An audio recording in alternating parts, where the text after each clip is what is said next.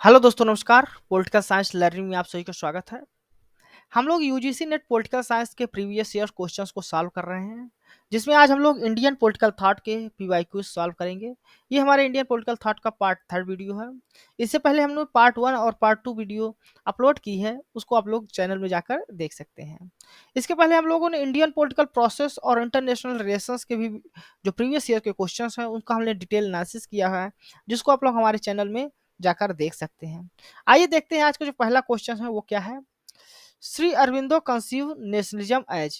तो श्री अरविंदो के अनुसार जो नेशनलिज्म है उसके बारे में कुछ स्टेटमेंट दिए हैं आपको, उनको फाइंड करना है कौन से करेक्ट हैं। पहला है spiritual nationalism different from the western concept of nationalism. जो श्री अरविंदो के द्वारा स्पिरिचुअल नेशनलिज्म का विचारधारा दिया गया था, यानी आध्यात्मिक राष्ट्रवाद का, वो वेस्टर्न कॉन्सेप्ट ऑफ जो नेशनलिज्म है, राष्ट्रवाद है, उससे डिफरेंट है, तो ये सही है। ठीक। नेक्स्ट स्टेटमेंट है a nation as an organism. वो नेशन को एक ऑर्गेनिज्म के रूप में देखते हैं, यानी आंगिक राष्ट्र की बात करते हैं, तो वो भी सही है। Nationalism as a religious aspirations. वो नेशंस जो राष्ट्रवाद है उसको रिलीजियस एस्पिरेशंस के रूप में मानते हैं, स्पिरिचुअल एस्पिरेशंस के रूप में मानते हैं, ये भी सही है। Nation as a geographical entity. तो जियोग्राफिकल एंटिटी बस नहीं मानते नेशंस को, बल्कि वो इसको कल्चरल और स्पिरिचुअल दोनों तरह की एंटिटी मानते हैं। तो यहाँ पर डी नंबर आपका स्टेटमेंट अरविंदो के बारे में, जो अरविंदो के नेशनलिज्म की विचारधारा है उससे मैच नहीं खाता। बाकी ए बी सी जो है तो करेक्ट स्टेटमेंट है। यहाँ आपका सेकंड नंबर जो ऑप्शन है वो करेक्ट होगा, यानी कि ए बी सी स्टेटमेंट। उनका जो कॉन्सेप्ट है स्पिरिचुअल नेशनलिज्म का, वो जो तो इवोल्यूशन है ह्यूमन लाइफ का इनटू डिवाइन लाइफ में। साथ ही साथ वो नेशनल फ्रीडम की बात करते हैं। उनका मानना है कि इसके द्वारा जो रिलीजियस फेथ है, धार्मिक विश्वास है लोगों के अंदर, उसको जागृत किया जा सकता है। नेक्स्ट क्वेश्चन है arrange the following book written by B R Ambedkar in ascending order. तो बी आर अम्बेडकर के द्वारा पुस्तकें लिखी गई हैं कुछ, उनको आपको असेंडिंग ऑर्डर में बढ़ते हुए क्रम में, पहले सबसे पहले कौन पब्लिश हुई है, उसके बाद कौन पब्लिश हुई है, ऐसे आपको लगाना है। गांधी एंड गांधीजम जो बुक है ये पब्लिश हुई थी 1970s में, यानी उनके डेथ के बाद बी आर अम्बेडकर के। द प्रॉब्लम ऑफ रूपी its origin and its solution, ये बुक पब्लिश होती है 1923 में। द बुद्धा एंड हिज धर्मा जो बुक है ये 1957 में पब्लिश होती है। The rise and fall of Hindu women 1951 में। तो यहाँ पर जो आपका करेक्ट आंसर होगा सबसे पहले बी हो, फिर उसके बाद डी, बी डी सी ए, यानी सेकंड नंबर आपका ऑप्शन करेक्ट होगा। ठीक है, तो देख लेते हैं। द प्रॉब्लम ऑफ रूपी its origin and its solution ये 1923 में पब्लिश होती है। The rise and fall of Hindu women 1951 में। द बुद्धा एंड हिज धर्मा 1957 में। गांधी एंड गांधीजम जो बुक है 1970 में पब्लिश होती है। नेक्स्ट क्वेश्चन है असर्शन रीजन का क्वेश्चन है। यहाँ पर असर्शन दिया है, रीजन दिया हुआ है, आपको फाइंड करना है कि असर्शन रीजन करेक्ट है कि नहीं, और क्या करेक्ट एक्सप्लेनेशन है रीजन असर्शन का कि नहीं। असर्शन क्या दिया हुआ, असर्शन दिया हुआ है B R Ambedkar was critical of the existing federal structure. तो बी आर अम्बेडकर, भीमराव अम्बेडकर जो थे, वो फेडरल स्ट्रक्चर जो है उसको क्रिटिसाइज करते थे, सही है। रीजन दिया हुआ है the local self government neither have legislative power nor executive power in the real sense of the term according to Ambedkar. Ambedkar का मानना था कि जो लोकल सेल्फ गवर्नमेंट है उसके पास ना तो लेजिस्लेटिव पावर है, ना तो कानून बनाने की शक्ति है, ना तो एग्जीक्यूटिव पावर है, ना कानूनों को लागू करने की शक्ति है, अगर रियल सेंस में देखा जाए। तो ये रीजन भी उनके अनुसार सही है, और रीजन जो है तो करेक्ट एक्सप्लेनेशन है असर्शन का। यानी आपका जो फर्स्ट नंबर जो आपका ऑप्शन है, both assertion and reason are true and reason is the correct explanation of A, वो करेक्ट होगा। नेक्स्ट क्वेश्चन देख लेते हैं। विनायक दामोदर सावरकर स्टैब्लिश। तो विनायक दामोदर सावरकर वी डी सावरकर के द्वारा कौन से समाज को स्थापित किया गया था, स्टैब्लिश किया गया था, तो ये अभिनव भारत उन्होंने स्थापित किया था। ठीक, तो ध्यान रखिएगा अभिनव भारत जो संस्था है, जिसको अभिनव भारत सोसाइटी या यंग इंडिया सोसाइटी भी कहा जाता है, ये इंडियन इंडिपेंडेंस के लिए एक सीक्रेट सोसाइटी के रूप में फॉर्म किया गया था विनायक दामोदर सावरकर और उनके भाई गणेश दामोदर सावरकर के द्वारा 1904 में। नेक्स्ट क्वेश्चन है in the opinion of Vivekananda the problem of India could not be solved except. जो विवेकानंद के अनुसार प्रॉब्लम ऑफ इंडिया को सॉल्व नहीं किया जा सकता जब तक हम लोग वर्ना सिस्टम को सपोर्ट करते रहेंगे तब तक, यानी वर्ना सिस्टम को जब सपोर्ट करेंगे तब तक हम लोग इंडिया की जो प्रॉब्लम है उसको सॉल्व नहीं कर सकते। इंडिया की प्रॉब्लम को हमको सॉल्व करना है तो सबसे पहले वर्ना जो आश्रम है, सिस्टम है, उसको समाप्त करना पड़ेगा। ऐसा विवेकानंद का मानना था। तो विवेकानंद क्या थे, क्रिटिकल थे वर्णाश्रम सिस्टम के खिलाफ। उनका मानना था कि इसके द्वारा जो है तो इंडिया में डिसयूनिटी आती है, ठीक ना, भेदभाव बना रहता है, लोगों में फूट रहती है, एकता नहीं रहती।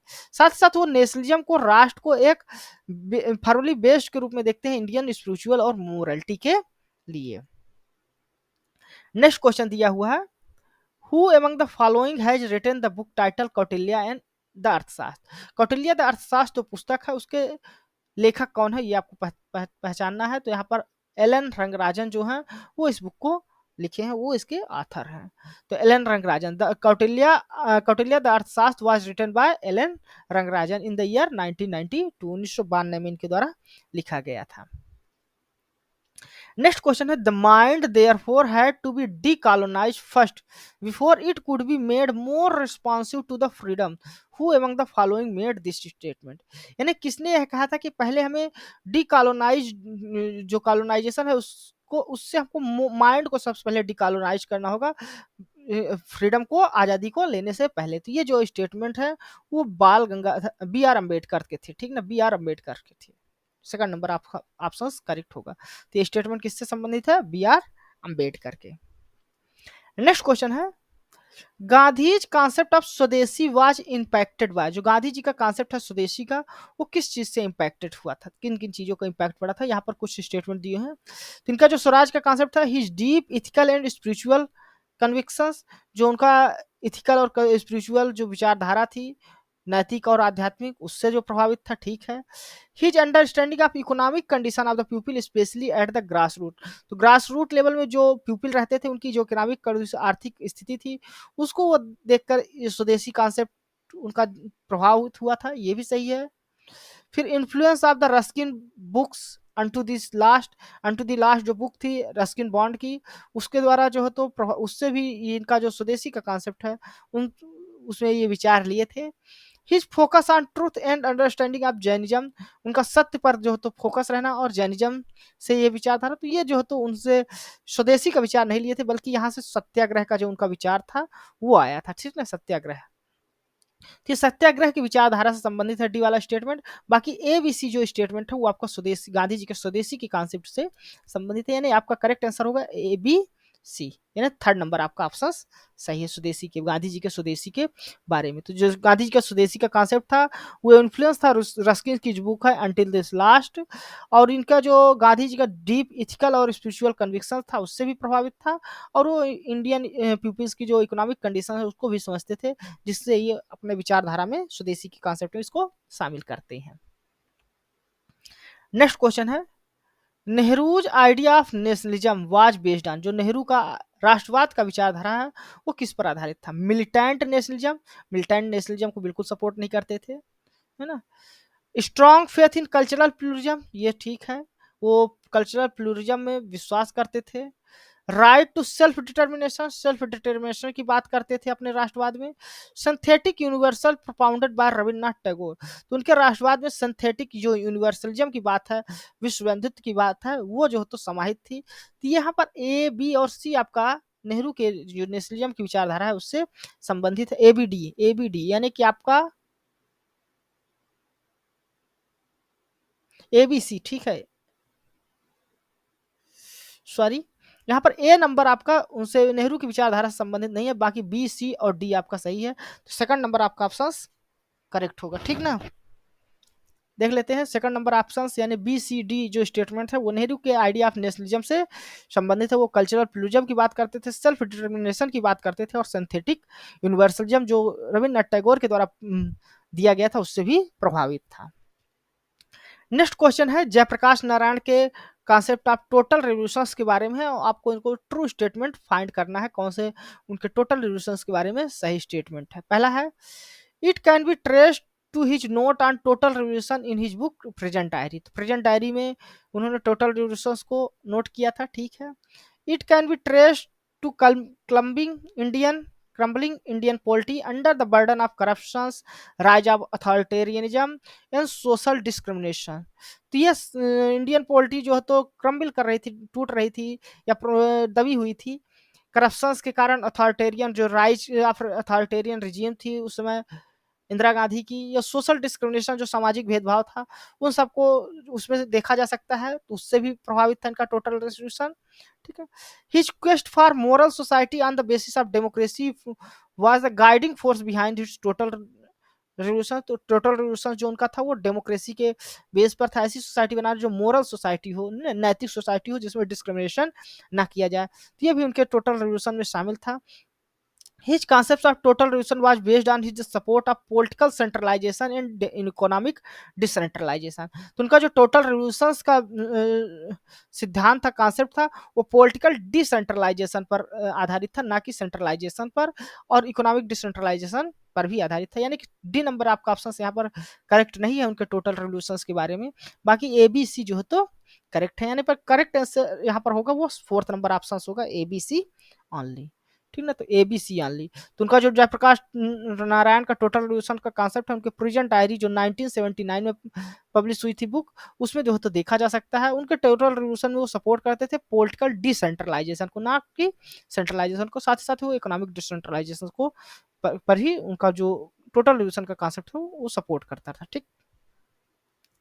नेक्स्ट क्वेश्चन है, arrange the following in ascending order. यहाँ पर कुछ मूवमेंट दिए हुए हैं गांधी जी के द्वारा चलाए गए, उनको आपको असेंडिंग ऑर्डर में कब कब ये काम किए गए थे गांधी जी के द्वारा, उनको आपको असेंडिंग ऑर्डर में करना है।